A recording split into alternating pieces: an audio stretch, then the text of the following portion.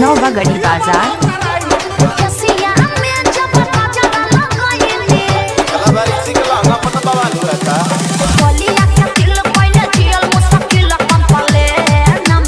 DJ विकास बजरंगबली नगर बस्ती।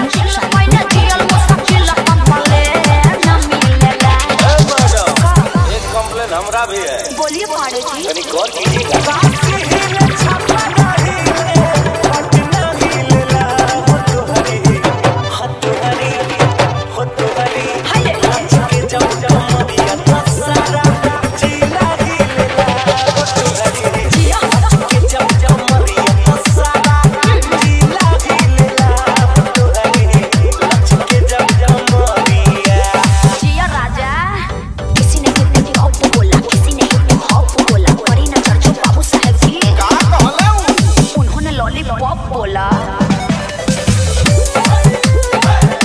शिव मंदिर दुर्गा स्थान नौवा गढ़ी बाजार बजरंगबली नगर बस्ती।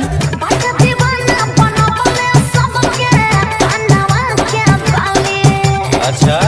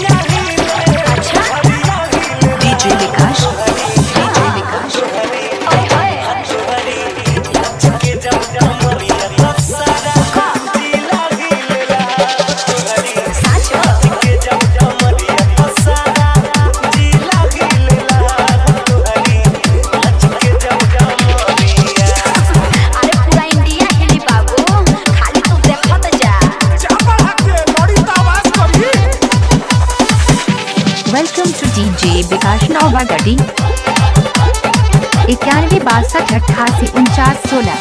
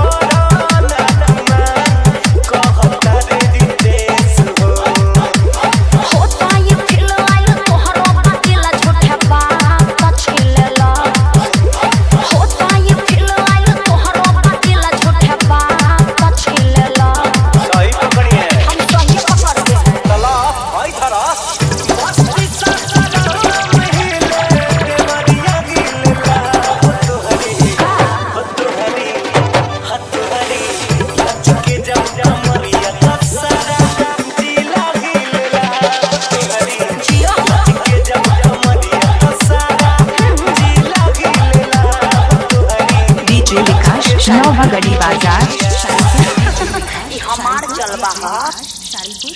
हमारे चैनल को सब्सक्राइब करें और बेल आइकॉन को दबाना ना भूले ताकि हमारे रोज नए नए वीडियो मिलता रहे। 91 62 88 49 16। हमें क्या डराएगा मौत का मंजर।